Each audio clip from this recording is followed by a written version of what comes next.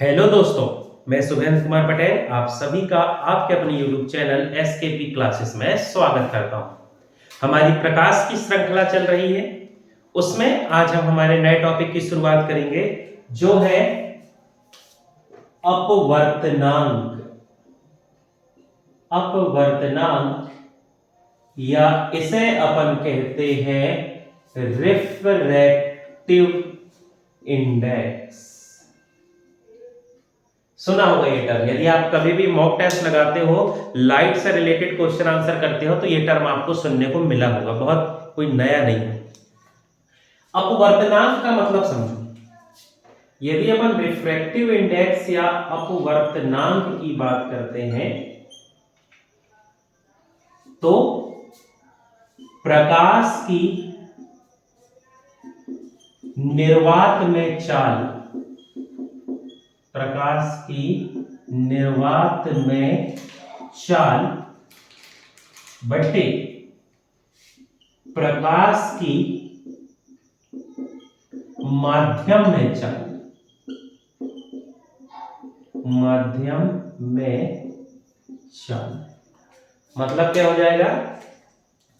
Speed of light in vacuum upon speed of light in medium. इन दोनों का जब रेशियो या अनुपात निकाला जाता है तो उस स्थिति में जो अपन को जो क्वांटिटी या राशि मिलती है उस राशि को अपन कहते हैं अपवर्तनांक। जैसे निर्वात में प्रकाश की चाल अपन को पता है कि निर्वात में प्रकाश की चाल क्या होती है। अपन एक एग्जांपल के लिए ले रहे हैं ना, 3 × 10⁸ मीटर पर सेकेंड। ठीक, फिर प्रकाश की माध्यम में चाल, मान लो अपन ने कोई मीडियम ले लिया, कोई माध्यम ले लिया, अपन ने जैसे कह दिया कि पानी में प्रकाश की चाल। तो पानी यदि अपन बात करते हैं तो पानी में प्रकाश की चाल जो है ये होती है कितनी? 2.25 × 10⁸ मीटर पर सेकेंड। ठीक, या अपन बात करते हैं, मान लो कि हवा से अपन थोड़ा और मीडियम में जाए, इसको अपन मान ले कि कोई मीडियम है जिसमें इसकी चाल 2 × 10⁸ है। तो ये इससे कट गया, ये कट गया, क्या बचा? 1.5। तो अपन क्या कहेंगे? ये जो मीडियम है, इस माध्यम में जो अपवर्तनांक है, जो रिफ्रैक्टिव इंडेक्स या अपवर्तनांक है, वो है 1.5, है ना।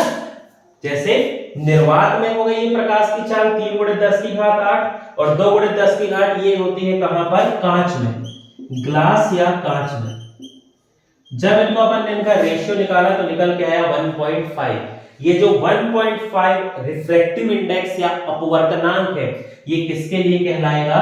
ग्लास या कांच के लिए, क्योंकि निर्वात का तो फिक्स है, वो कांस्टेंट है 3 × 10⁸ मीटर पर सेकेंड। तो उसको कंपेयर अपन फिर दूसरे मीडियम से करेंगे। तो ये होता है अपवर्तनांक। अब अपवर्तनांक से रिलेटेड एक पॉइंट याद रखना, अपवर्तनांक जो राशि है ये मात्रा विहीन है। मतलब ये जो राशि है ये कैसी राशि है? यूनिटलेस। इसकी कोई इकाई नहीं होती, कोई यूनिट नहीं होती। दूसरा, ये विमा विहीन राशि या जिसे अपन कहते हैं डायमेंशनलेस यूनिट, है ना। ऐसा इसका कोई विमीय सूत्र, डायमेंशन फॉर्मूला भी नहीं होता, ना ही कोई इसकी यूनिट होती है। देखो 1.5 लेके अपन इसके आगे कुछ भी नहीं लगाए, मीटर पर सेकंड कट गए, कैंसिल आउट हो गए, कुछ नहीं बचा, तो सिर्फ और सिर्फ क्या रहेगा? 1.5। तो कभी आपसे एग्जाम में पूछा जाए अपवर्तनांक की राशि क्या है, अपवर्तनांक राशि का मात्रक क्या है, तो घबरा नहीं जाना, ना तो इसका कोई मात्रक होता है और ना ही इसका कोई विमीय सूत्र होता है। तो ये कहलाता है प्रकाश का अपवर्तनांक। अब बात आती है कि प्रकाश के अपवर्तनांक की जरूरत क्यों है ना। आप इस फॉर्मूला याद होना चाहिए। अलग अलग कंडीशन में स्पीड दे दी जाएगी लाइट की और अपवर्तनांक पूछेगा तो ये फॉर्मूला बनना चाहिए। अब यदि अपन बात करें रिफ्रैक्टिव इंडेक्स या अपवर्तनांक की, तो इस अपवर्तनांक की मदद से हम ये बता सकते हैं कि कोई भी जो मीडियम है, माध्यम, ये सघन है या विरल। ये माध्यम सघन, डेंस सघन है या विरल, रेयरर, इनका अपन पता लगा सकते हैं। जिसका रिफ्रैक्टिव इंडेक्स, जिसका अपवर्तनांक जितना ज्यादा होगा वो माध्यम उतना सघन होगा। ठीक, यदि कोई माध्यम सघन है तो इसका अपवर्तनांक, रिफ्रैक्टिव इंडेक्स या अपवर्तनांक क्या होगा, ज्यादा होगा। यदि कोई मीडियम विरल है, रेयरर है, तो इसका जो रिफ्रैक्टिव इंडेक्स है या अपवर्तनांक है ये क्या हो जाएगा, ये कम होगा। इसका ये उपयोग है कि अपवर्तनांक से हम अंदाजा लगा सकते हैं कोई भी मीडियम कैसा है, सघन है या विरल है। एग्जांपल से समझना कैसे, जैसे मान लो अपने पास कोई मीडियम है, माध्यम है, अपन इस माध्यम में, इस मीडियम में देख रहे हैं उसका अपवर्तनांक, या अपन इसका देख रहे हैं रिफ्रैक्टिव इंडेक्स। ठीक, अब जैसे यदि अपन बात करते हैं वैक्यूम या निर्वात की, तो निर्वात जो है वैक्यूम, इसका रिफ्रैक्टिव इंडेक्स या अपवर्तनांक होता है 0। ठीक, फिर यदि अपन आगे बढ़ते हैं, अपन बात करते हैं हवा की, एयर, तो हवा का जो रिफ्रैक्टिव इंडेक्स या अपवर्तनांक है वो होता है 1। ठीक, फिर यदि अपन बात करते हैं अगले, थोड़ा और मीडियम को क्या करते हैं अपन, डेंस करते हैं। मान लो अपन बात करते हैं वाटर की, तो ये जो पानी है इसका रिफ्रैक्टिव इंडेक्स, अपवर्तनांक होता है 1.33। फिर आगे बढ़े, मीडियम को और डेंस करते हैं। मान लो अपन बात करते हैं ग्लास या कांच की, तो इसका रिफ्रैक्टिव इंडेक्स होता है 1.5। देख सकते हैं आप, जैसे जैसे मीडियम डेंस हो रहा है, सघन हो रहा है, उसका जो अपवर्तनांक है वो क्या होता जा रहा है, बढ़ता जा रहा है। ठीक, फिर यदि अपन बात करें डायमंड की, ये याद रखना है ना, डायमंड, या यदि अपन हीरे की बात करते हैं तो हीरे का रिफ्रैक्टिव इंडेक्स जो है वो होता है 2.48। ये आपको याद रखने वाली चीज है ना। सबसे ज्यादा जो रिफ्रैक्टिव इंडेक्स या अपवर्तनांक है, वो अपवर्तनांक सबसे ज्यादा होता है किसका, तो वो होता है हीरे का। इसका ये मतलब है कि अपन कह सकते हैं हीरा जो है ये एक क्या है, सबसे सघन माध्यम, जो डेंसर मीडियम, और उस हीरे के अंदर होता है प्रकाश का पूर्ण आंतरिक परावर्तन, टोटल इंटरनल रिफ्लेक्शन, जिसकी वजह से हीरा हमें चमकता हुआ दिखाई देता है। ठीक, तो एक ये ऑब्जेक्टिव आपका तैयार हो गया कि सबसे ज्यादा अपवर्तनांक किसका होता है, तो आपका आंसर हो जाएगा हीरा।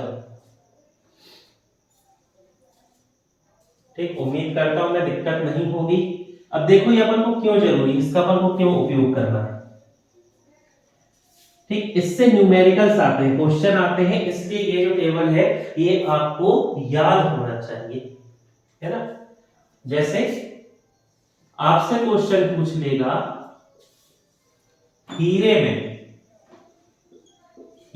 में प्रकाश का वेग या प्रकाश की चाल, स्पीड ऑफ लाइट क्या होगी।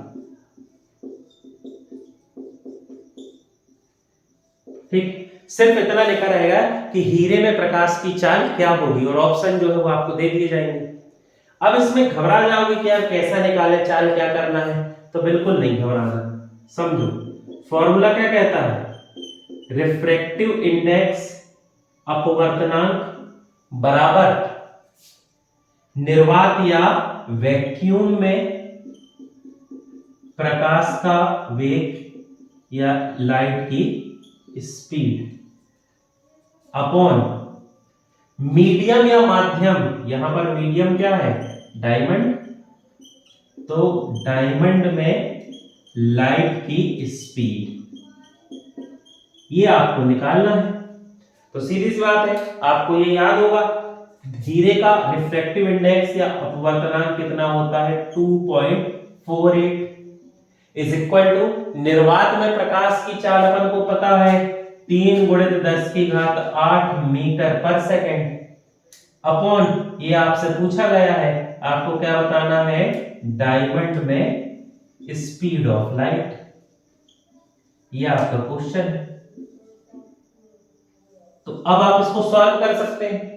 ठीक, डायमंड जो स्पीड है यहां आ जाएगा, speed of light in diamond is equal to 10 × 10⁻³ × 10⁸ upon 2.48।